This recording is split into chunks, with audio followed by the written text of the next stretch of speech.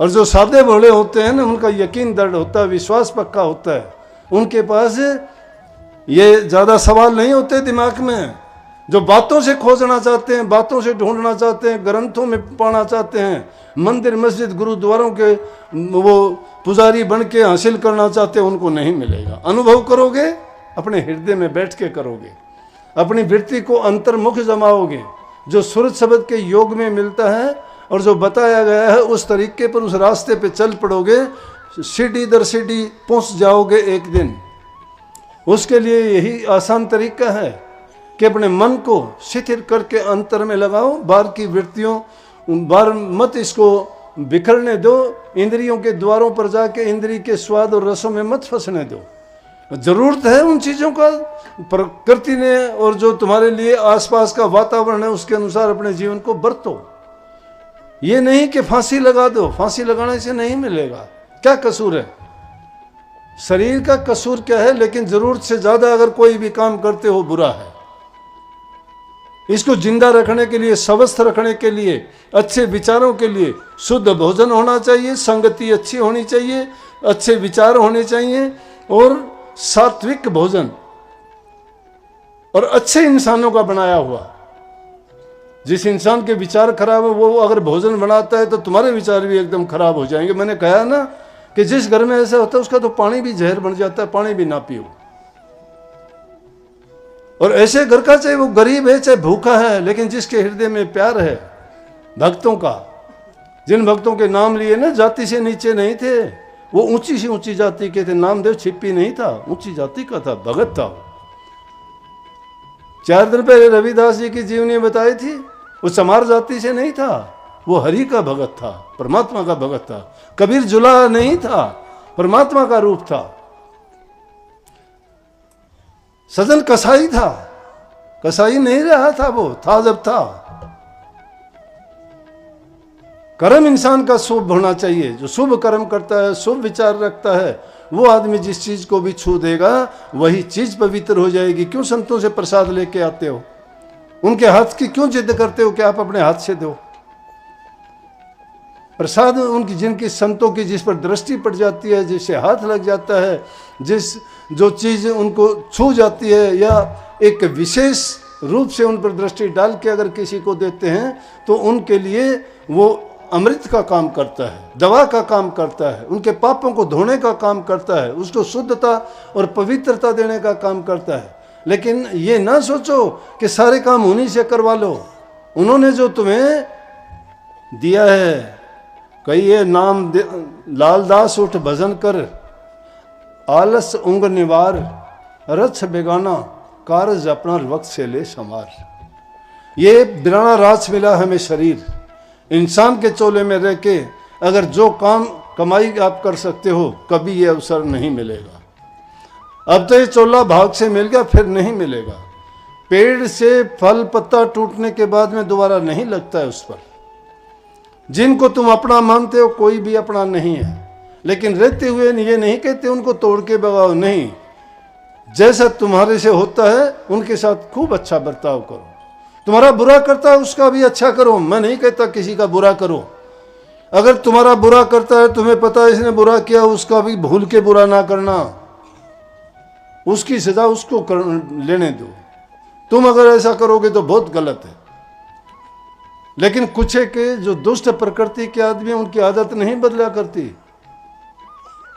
उनकी प्रकृति कैसी है? कबीर साहब ने एक वाणी में कही है, गुरु ने क्यों भूला मेरे भाई, तेरी दुर्मति दूर भगाई, गुरु ने क्यों भूला मेरे भाई।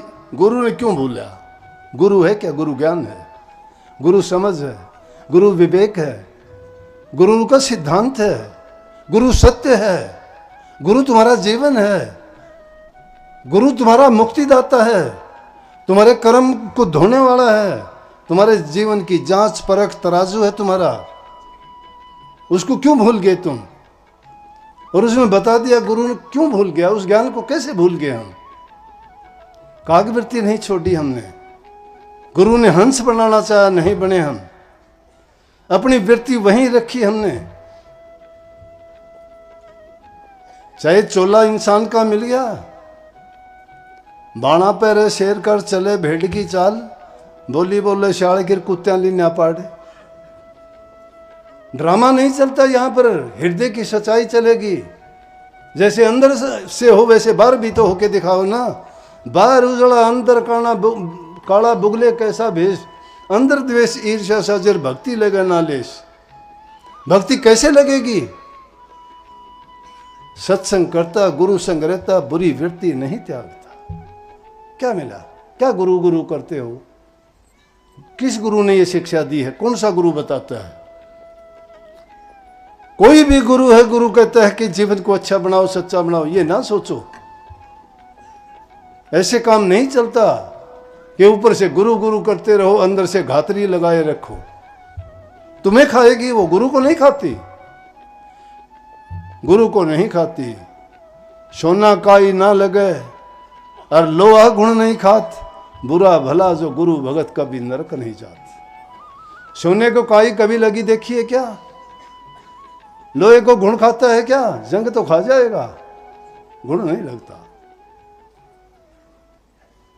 और गुरु भगत को कभी भी नरकों में नहीं जाने देता गुरु। इसलिए सच्चे होके, जो गुरु ने तुम्हें नाम दिया उसे नाम को भूलने से कभी तो याद कर लिया करो। ज्यादा समय नहीं लगाते तो मैं कहता हूं 20 मिनट का समय लगा दिया करो बहुत। लेकिन उस 20 मिनट में पर्ण के साथ कहीं भी ध्यान को ना भटकने दो। नहीं, भूल जाओ, अपने आप को भी भूल जाओ। 5 मिनट के लिए भी भूल के दिखा देना मुझे, और फिर मेरे से आके बता देना कि आपका क्या काम नहीं हुआ। लेकिन जब बैठो तो खाली कर दो, एकदम पत्थर की मूर्ति की माफिक हो जाओ।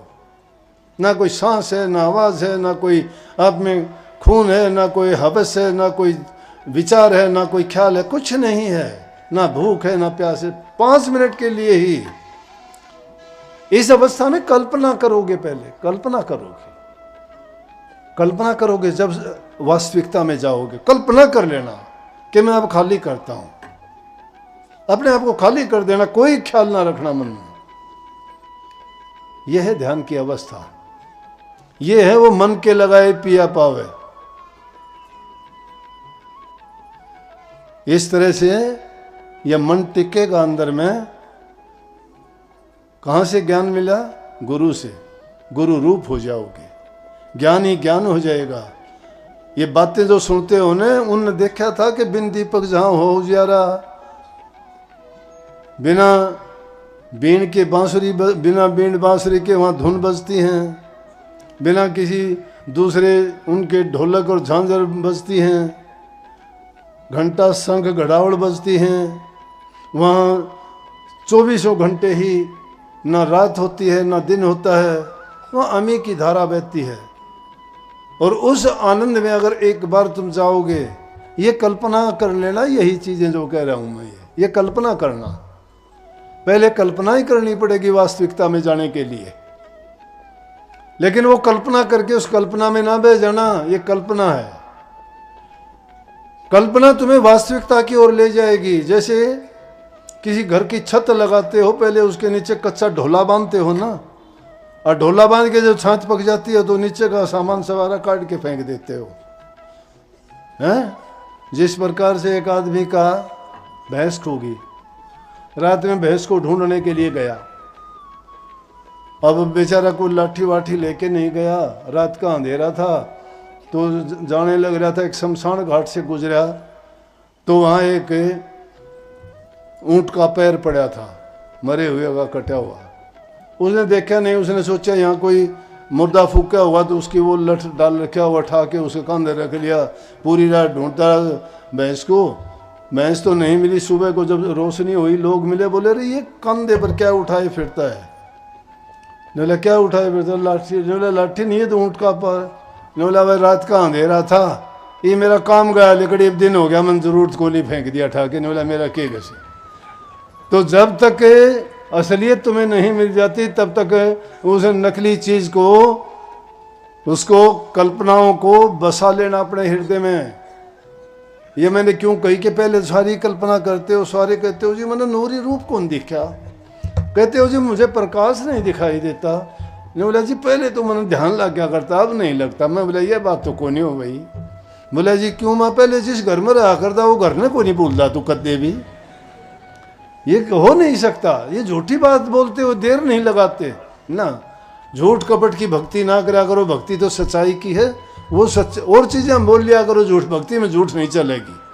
और मेरा आगे बोल दोगे तो बोल दो उड़ा खाता लिखने लग रहा हो, गलत लिख लेगा ना, गलत एंट्री होगी, वह कटे भी नहीं की, मैं तो काट दूंगा हाथ की हाथ, कोई बात को नहीं। सबको बहुत बहुत आशीर्वाद। किया करो कुछ, बिना किए कुछ हाथ नहीं आओगा भाई। बिना किए फालतू बात बनाने में कुछ नहीं मिलेगा। अगर सच्चाई के साथ करोगे तो मालिक तुम्हारे साथ है, कण कण में मौजूद है, हाजिर है, हर काम में हाजिर है। जहां ढूंढोगे वहीं मिलेगा, हाजिर हो जाएगा।